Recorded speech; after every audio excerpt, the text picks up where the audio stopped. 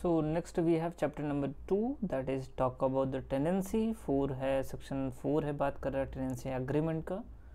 So basic line is कि nothing notwithstanding anything contained in this act or any other law for the time being in force, no person, limit कर रहा है कि अब से क्या ज़रूरी है, no person shall after the commencement of this act, एक बार ये एक्ट पास हो गया है, उस डेट के बाद कोई भी पर्सन ना तो लेट करेगा ना टेक ऑन रेंट एनी भी premises except by an agreement writing. So कोई भी प्रीमाइसेस को यदि आपको रेंट पे करना है, so that must be in agreemental writing which shall be inform to the rent authority. आप एग्रीमेंट इन राइटिंग करिए, रेंट अथॉरिटी को इन्फॉर्म करिए by the landlord and the tenant, दोनों लोग jointly, in the form specified in the first schedule within a period of 2 months from the date of tenancy agreement. So simple, जैसे ही कोई बंदा एक tenancy agreement में enter हुआ, landlord और tenant दोनों की ड्यूटी बनती है, जॉइंटली दोनों की ड्यूटी बन रही है कि 2 महीने के अंदर विदिन 2 मंथ ये इन्फॉर्म करेंगे रेंट अथॉरिटी को.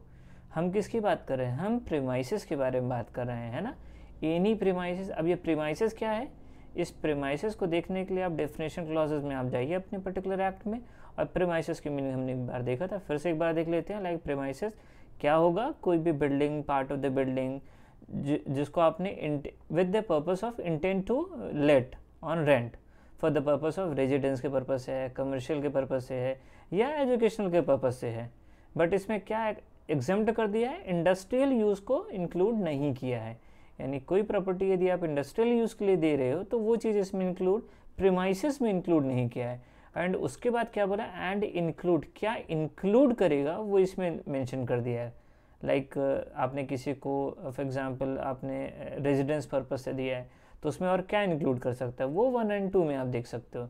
कोई गार्डन है, गैराज है, कोई पार्किंग एरिया है, तो वो भी सब आ जाएगा. वैकेंट लैंड है सामने का फॉर एग्जाम्पल दे दिया गया, ग्राउंड एंड आउट हाउसेज है if any appertaining to such building और part of the building. But condition ये होनी चाहिए कि उसी की बिल्डिंग से जुड़ा हो.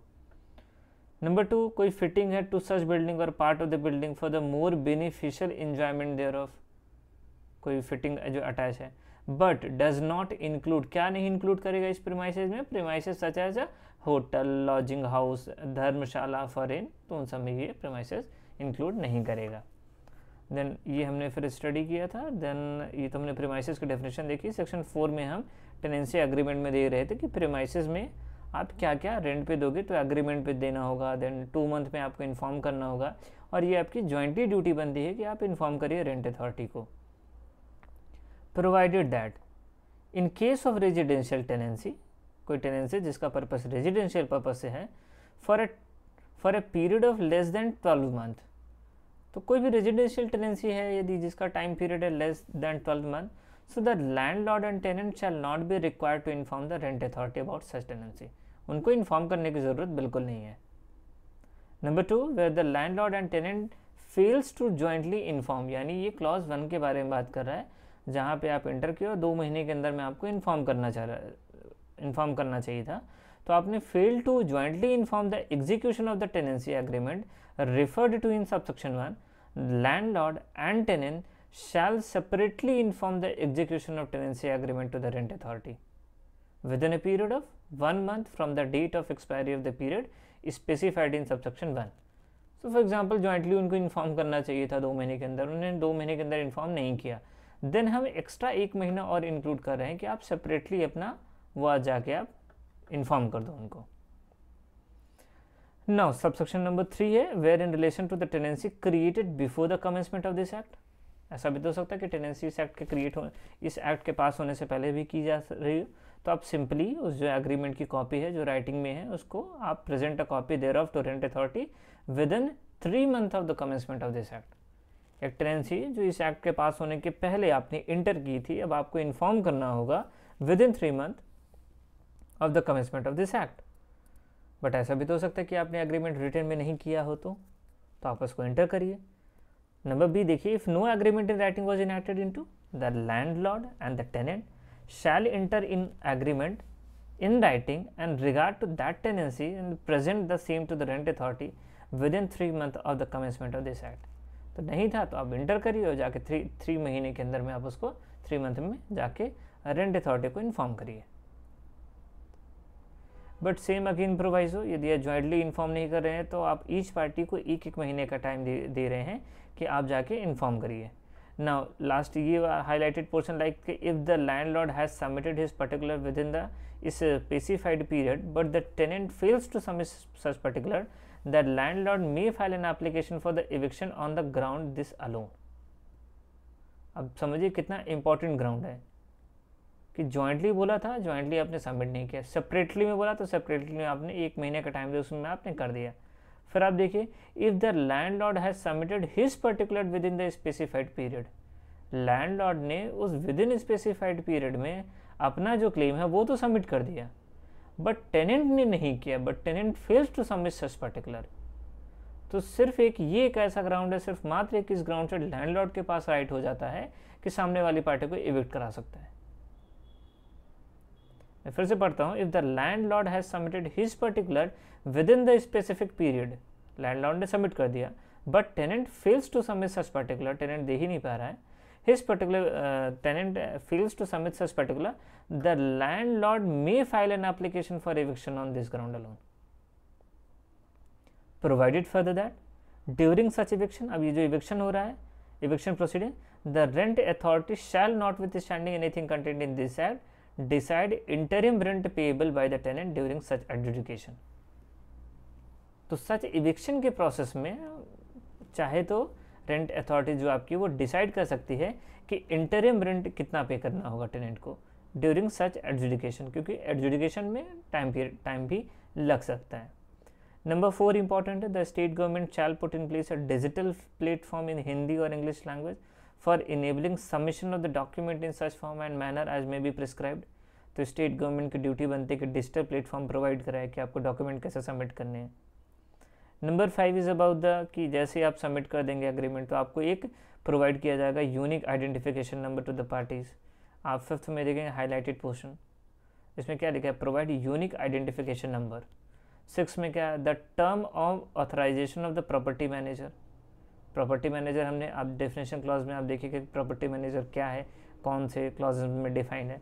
सो जो भी प्रॉपर्टी मैनेजर को आप ऑथराइज कर रहे हैं, कौन से टर्म में आप ऑथराइज कर रहे हैं, if any by the landlord to the deal with the tenant shall be such as agreed to by the landlord and tenant in that behalf in the tenancy agreement। तो tenancy agreement में जो terms and condition लिखी होंगी obviously property manager उसी accordingly काम करेगा। Number 7 the information provided under subsection 1, 2 and 3, जो भी 1 to 3 shall be conclusive proof of the fact regarding to the tenancy। वो जो आप इंफॉर्मेशन दे रहे हो, so जैसे ही आपने इंफॉर्मेशन दिया ये कंक्लूसिव प्रूफ माना जाएगा कि आप टेनेंसी में हो and matter connected there with and in absence of any statement of the information the landlord may file an application for the eviction on this ground alone. So कहीं ना कहीं ये भी एक वजह है कि आप जो आप दे रहे हो ये बाद में कंक्लूसिव प्रूफ माना जाएगा, और यदि आप नहीं दे रहे हो या ऐसे कोई पर्टिकुलर जो रिक्वायरमेंट है वहाँ देने के लिए, सो ऑब्वियसली लैंडलॉर्ड के पास राइट क्रिएट हो जा रहा है that he may file an application for eviction on this ground alone. But इसमें और कुछ उसको प्रूव करने की जरूरत नहीं, सिंपली बताएगा इस ग्राउंड उनको पर्टिकुलर प्रोवाइड कराने थे but they are not complying with the condition, so उसका eviction पॉसिबल है। Now section 5 deals with the period of tenancy. हमने 4 में क्या देखा कि टेनेंसी एग्रीमेंट हम क्रिएट कर रहे हैं, 5th में हम देख रहे हैं कि ये टेनेंसी का जो टाइम पीरियड होगा वो कितना होगा।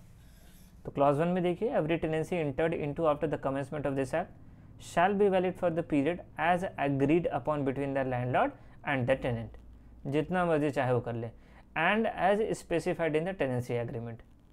तो टेनेंसी एग्रीमेंट में जितना चाहे वो कर, every tenancy entered into the after the commencement of this act shall be valid for the period as agreed. कितना कब के लिए वैलिड होगी, period as agreed between them. Number 2 the tenant may request the landlord. Clause 2 में हम यहाँ पे period के बारे में बात कर रहे हैं, लाइक कितना टाइम पीरियड के लिए अलाउ होगा। पहले में हमने देखा कि पीरियड एज एग्रीड।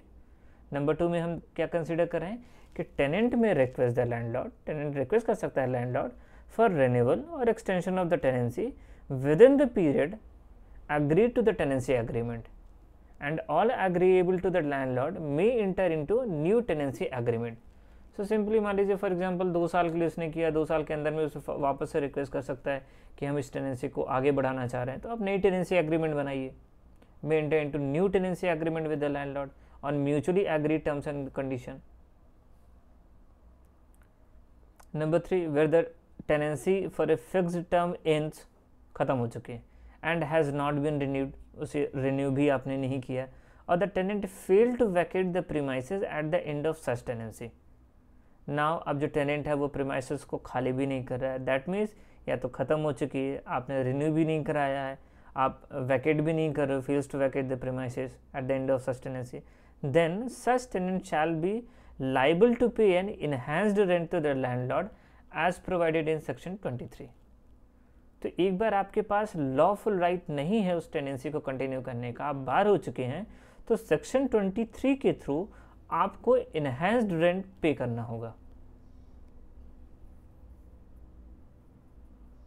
ना प्रोवाइडेड दैट, इसका एक प्रोवाइजो है, provided that not with standing anything contained in this section, ठीक है, कुछ भी हो. Now if the term of tenancy expire at the time when the locality where the premises let out on the rent situated is affected by any disaster event of force majeure, then subject to the said premises till a period of 1 month from the date of cessation of such disastrous event on the same term and condition of the tenancy agreement already entered to. अब situation ये है कि आपने दे तो दिया है, हमने 3 में क्या बोला कि आप यदि टेनेंसी ख़त्म होने के बाद यदि आप प्रीमाइसेस को वैकेट नहीं कर रहे हो तो 23 में आपको इनहैंस रेंट पे करना होगा. फॉर एग्जांपल आप कोविड की सिचुएशन में जाइए, जैसे ही टेनेंसी ख़त्म हो रही है साइड बाय साइड कोविड आ गया आपके एरिया में, सो आप उस एरिया में खाली भी नहीं कर सकते, नहीं खाली करोगे तो इस क्लॉज में सेक्शन 23 में इनहैंस रेंट कर लिया. सो इस वजह से एक प्रोवाइजो दे दिया गया कि यदि ऐसे कोई डिजास्टर्स इवेंट फोर्स मेजोर वाली सिचुएशन आ जाती है जहाँ पे आप इविक्ट नहीं हो सकते हो, खाली नहीं कर सकते हो, सो वैसे केसेस में हम आपको ऑथराइज़ कर रहे हैं कि आप कंटिन्यू करिए सेम टर्म्स एंड कंडीशन में, और जैसे ही वो सिचुएशन ख़त्म होती है उसके 1 महीने के अंदर हम आपको खाली करना होगा. वही लिखा है till a period of 1 month from the date of cessation of such disasters event. Now 6, right and obligation of succession in the case of death. कि अब राइट एंड ऑब्लिगेशन, क्या राइट होंगे क्या ऑब्लिगेशन होंगे, किसके बारे में बात कर रहे हैं, ऑफ सक्सेसर. तो ये सक्सेसर किसी का भी हो सकता है, लैंडलॉर्ड का भी सक्सेसर हो सकता है, टेनेंट का भी सक्सेसर हो सकता है in case of death. So the terms of agreement executed between the landlord and tenant, जो भी ओरिजिनल कंटेंट था वही बाइंड होगा उनकी सक्सेसर पे. ऐसा नहीं होगा कि वो लैंडलॉर्ड के, वो मेरे फादर थे तो उन्होंने ऐसा बनाया था, मेरी रिस्पॉन्सिबिलिटी नहीं है, नहीं ऐसा नहीं होगा. जो भी ओरिजिनल एग्रीमेंट होगा, जो भी टेनेंसी एग्रीमेंट आपने क्रिएट किया गया है, सक्सेसर में जब भी आपके पास राइट क्रिएट होगा या कोई ऑब्लिगेशन क्रिएट होगी तो वो सेम होगी जो कि एग्रीमेंट में डिसाइड किया गया था. In the event of death of the landlord as the case में be, and in such case the successor of the deceased landlord tenant shall have the same right and obligation as agreed to the tenancy agreement for the remaining period of such tenancy. तो जितना भी remaining period है उसके लिए वो same right and obligation होगा. Number 2 में हम लिस्ट देखेंगे कि सक्सेसर कौन कौन हो सकता है. So in the event of death of tenant और residential tenancy, the right of tenancy shall devolve for the following period of tenancy on the successor, namely कौन कौन से पे ये डिवॉल्व होगा, लाइक स्पाउस, वाइफ, स्पाउस पे जाएगा, कोई भी होगा, वाइफ एंड हस्बैंड, सन और डॉटर, और where there are both son and daughter, both of them, ये भी आ जाएगा. Parents, daughter in law include हो जाएगी. Being the widow of his predeceased son, widow और डाइवोर्स सिस्टर, तो ये भी सब इंक्लूड कर लिए जाएंगे. सो ये लिस्ट है जो आपको ध्यान में रखना है. Provided that the successor has ordinarily been living in the premises with deceased tenant up to the date of his death. So basically ये कि he has ordinarily been living in the premises with the deceased. अब ये थोड़ी ना बोला 24/7 बंदा रहे, यदि आप ऑर्डिनरी नेचर में भी आप रह रहे हो तो हम उसको सक्सेसर मान लेंगे. Number 3, in the event of death of a tenant of non-residential tenancy, जो टेनेंट है नॉन रेजिडेंशियल टेनेंसी की, उसकी डेथ हो चुकी है. So the right of tenancy shall devolve for the remaining period of the tenancy on the person who has succeeded the business of deceased tenant. एक non residential tenancy है जिसपे जो भी अब जब सक्सेसर के पास आएगी, सो जो भी बचा हुआ पीरियड है उसके रिगार्डिंग में बंदा कंट्रोल करेगा. So the right of tenancy shall devolve for the remaining period of tenancy. जितना टाइम पीरियड बचा हुआ है उसके लिए वो राइट कन्फर होगा ऑन द पर्सन. कौन से पर्सन पे होगा? Who has succeeded the business of deceased tenant. तो जो भी उस डिसीज्ड टेनेंट का जो भी बिजनेस टेक ओवर कर रहा है, सो उसके पास जो भी पेंडिंग है या जो भी रिमेनिंग टाइम पीरियड है तब तक के लिए राइट क्रिएट होगा. नंबर 4 में देखिए कि every application for the substituting. यदि एप्लीकेशन आपको मेंटेन करना है सब्सटीट्यूशन की, ये जो ईयर चेंज हो रहे हैं, तो इसकी 1 महीने के अंदर में आप एप्लीकेशन चेंज डालिए from the death of such person. Number 5 में देखिए द एप्लीकेशन शैल कंटेन. अब एप्लीकेशन में आप क्या लिखोगे? जो भी बंदा आ रहा है उसके साथ क्या रिलेशन है उसकी डिटेल लिखोगे. देन कोई समरी इंक्वायरी करोगे. ऑब्वियसली रेंट अथॉरिटी क्या करेगा कि एक इंक्वायरी के लिए भी भेज सकता है. सो द लास्ट लाइन पढ़िए, after a summary inquiry by the rent authority और rent tribunal as the case में बी. सो बेसिकली यहाँ पे आप एप्लीकेशन दे रहे हो. Number 6 is about whenever a pleader appearing for a party to the case comes to the know of the death of the party. In between, for example, pleader को पता चल गया कि नहीं जो पार्टी इज नो मोर, सो ये उसकी duty बनती है कि वो रेंट अथॉरिटी को जाके रेंट अथॉरिटी या रेंट ट्रिब्यूनल को इन्फॉर्म करे कि भाई बंदा डिसीज्ड हो चुका है. एंड एज द केस में भी शैल देयर अपॉन, तो क्या होगा? Give notice of such death to the other party. आप दूसरी पार्टी को नोटिस देंगे. And for the purpose the contract between the pleader and deceased party shall be deemed to be the subsist. तो एक provision और ये भी हो जाता है कि जो भी डिसीज्ड और प्लीडर के बीच का कॉन्ट्रैक्ट है तो वो भी सबसिस्ट करेगा. सो कहीं ना कहीं एक पर्पस ये भी होता है कि कंटिन्यू होगा. 7 में देखिए सबलेटिंग का प्रोसीजर है कि रिस्ट्रिक्शन हम कहाँ पे लगाएंगे? सबलेटिंग पे. So clause number 1, after the commencement of this act no tenant shall except by entering into supplementary agreement to the existing tenancy agreement. तो जब भी आपको सबलेट करना है तो सप्लीमेंट्री एग्रीमेंट पे आप इंटर करिए. उसके बाद क्लॉज ए पे देखिए सबलेट होल और पार्ट ऑफ द प्रीमाइसेस. तो चाहे पूरा दे दे चाहे थोड़ा पार्ट दे दे, तो वो तो एग्रीमेंट पर डिपेंड करता है. नंबर बी ट्रांसफर और assign his right in the tenancy agreement और एनी पार्ट देयर ऑफ. कोई राइट असाइन कर रहा है या ट्रांसफर कर रहा है, सो वो सब आप सप्लीमेंट्री एग्रीमेंट में लिखिए और फिर करिए. ऐसा भी होता है कि फॉर एग्जांपल बहुत बड़ा प्रीमाइसेस आपने ले लिया, फिर आप उसको पार्ट पार्ट पे कर रहे हो सब टेनेंसी पे. सो ये वो सारे केसेस हैं. नंबर 2 पे आप देखिए सब क्लॉज 2 पे, where the premises is sublet upon entering upon the supplementary agreement. Supplementary agreement के बेसिस पे आप इंटर कर चुके हैं.